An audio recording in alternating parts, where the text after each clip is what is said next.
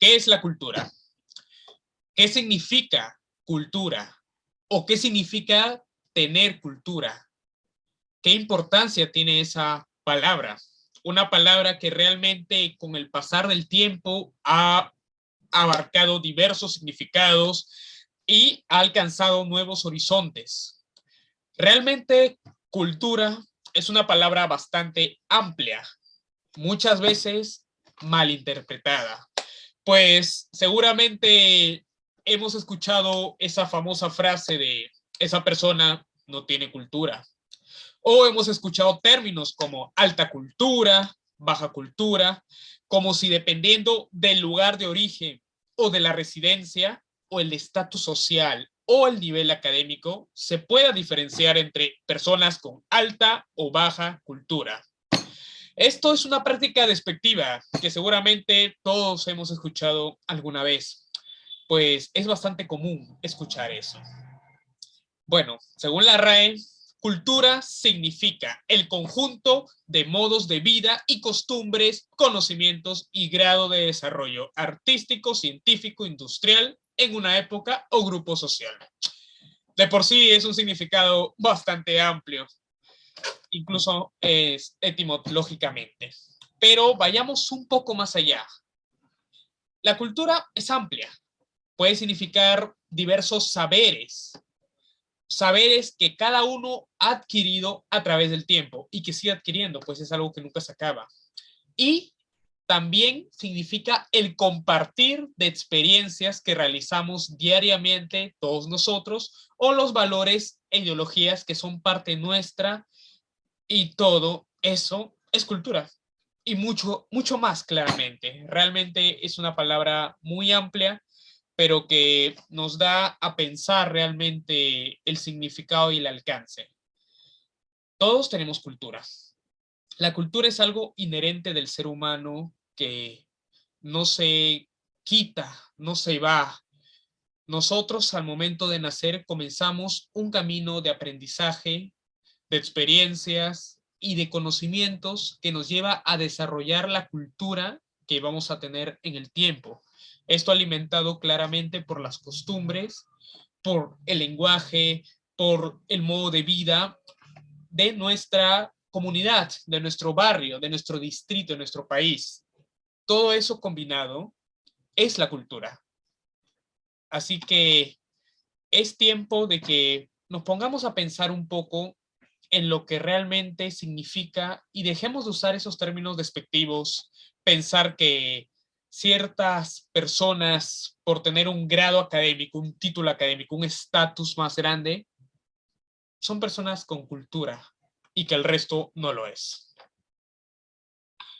Para entender un poco mejor el tema de la cultura, yo recomiendo un artículo del antropólogo Esteban Crotz. Este artículo se titula 5 ideas falsas sobre la cultura. Él, en este artículo, señala que hay 5 ideas sobre la cultura que la sociedad ha difundido y que realmente serían falsas por varias explicaciones lógicas. Estas 5 ideas falsas serían que se puede tener o no tener cultura, que existe una jerarquía natural entre culturas, es decir, existen culturas altas y existen subculturas, que existen culturas puras y culturas mezcladas, que los recintos propios de la cultura son los museos, teatros y bibliotecas, y finalmente la existencia de la cultura solo depende del Estado. Quiero dar mi opinión sobre estas 5 ideas falsas. Primero, ya hemos hablado sobre esa famosa frase de esa persona no tiene cultura. ¿Se puede tener o no tener cultura? Pues es un término muy conocido, pero muchas veces se refiere al modo de hablar, a la educación que hayan tenido, la música, literatura que consumen, al estatus social, pero siempre de una forma despectiva, desde el estatus. Una manera bastante elitista de despreciar a ciertas personas. Por eso es que es una idea falsa, es una falacia. La cultura es algo que todos poseen, pues todos nacemos en una determinada organización social con valores, principios y toda la vida. Hasta la muerte vivimos en un intercambio de conocimientos, de experiencias. Todo ese intercambio es la cultura que cada uno posee y es algo que nos separa del resto de criaturas. Todos los seres humanos poseemos cultura. La siguiente idea habla de una jerarquía natural entre las culturas, es decir, que existen subculturas. Durante mucho tiempo, incluso hoy en día, existe un pensamiento que cataloga cierto contenido como superior a otro. Por ejemplo, la música clásica o el teatro. Muchos lo consideran superior a otros géneros como el rock o el cine, al igual que la literatura. En casos más extremos, en las que esa idea afecta de gran manera a determinados grupos, tenemos las grandes invasiones de una cultura por otra. Por ejemplo, los europeos veían su cultura como superior a cualquier expresión americana y por eso era justo destruirnos. Este pensamiento es una falacia. En la práctica se descalifica sola, pues la diversidad cultural es algo muy presente e imposible de ignorar. Por eso las personas tienen variedad de lenguas, gustos musicales, ritos espirituales. Esto es como una prueba de la diversidad cultural, que es una de las cosas más valiosas que tenemos. La siguiente idea habla de que existen culturas puras y culturas mezcladas.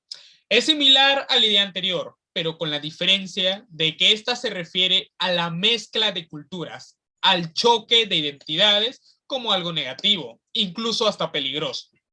Recordemos que durante la colonia el mestizaje era visto como una subcultura inferior a la pureza racial y cultural, algo que muchos gobiernos e ideologías han tenido muy presentes. En términos de contenido cultural, de igual manera existen personas que se niegan a ver la riqueza de la mezcla de géneros musicales, cinematográficos, literarios y artísticos, pues no ven con buenos ojos esto, pero en la práctica este intercambio nos ha dado grandes productos culturales y nosotros mismos somos el resultado de siglos de intercambio entre diferentes pueblos y culturas. Es un resultado de la gran diversidad cultural que poseemos. La siguiente idea que vamos a revisar es la de los recintos propios de la cultura son museos, teatros y bibliotecas. Es un pensamiento bastante común. Se piensa que solo en estos lugares se puede encontrar la cultura que realmente vale la pena, como la música clásica, la literatura de grandes escritores, obras de teatros escritas, relatos, cerámicas, restos antiguos. No se puede negar, eso sí, el gran valor de estos lugares, pero todos tienen algo en común. No están al alcance de la mayoría. Claro que no. Solo para un determinado grupo social. Pues la mayoría de veces, estos lugares se encuentran en distritos de clase social alta, media alta. Los precios no son accesibles. En la práctica, estos lugares solo sirven como una cápsula para tener ciertas obras que han perdurado en el tiempo. Pero la gran mayoría de intercambios culturales se dan en el día a día, en las calles, en los parques, en las plazas, en los pueblos y en las comunidades. En estas se dan fiestas tradicionales, pintura en las paredes, bailes, música, cuento, talleres y actividades. Por eso la realidad es que no hay lugares definidos de donde se puede dar la cultura. Esta se encuentra en todo lugar donde se dé un intercambio cultural. Finalmente, la última idea que vamos a revisar es la existencia de la cultura depende del Estado. Es una idea polémica, pues no se puede negar que el Estado tiene un deber para la preservación de la cultura, crear oportunidades para los trabajadores de la cultura y crear las condiciones para que se dé el intercambio cultural y seguir expandiendo la diversidad. Pero decir que sin el Estado no hay cultura es falso. La cultura existía antes de que el concepto de Estado existiera. Desde tiempos lejanos, cada sociedad ha creado su identidad cultural y ha ido alimentando e intercambiando hasta el día de hoy, donde seguimos con ese proceso. La cultura no depende del Estado, más bien depende de las personas que son las que lo mantienen viva. También hay que tener claro que decir que la cultura depende del Estado puede referirse a un Estado que quiera controlar la cultura, eligiendo qué debe ser y qué no. Un totalitarismo en todas las palabras, algo que sería negativa para la cultura en todos los sentidos. Muchas gracias. Eso sería todo por este video. Pronto seguiremos hablando sobre el tema cultural, sobre qué es un trabajador cultural y qué significa la gestión cultural. Muchas gracias. Saludos.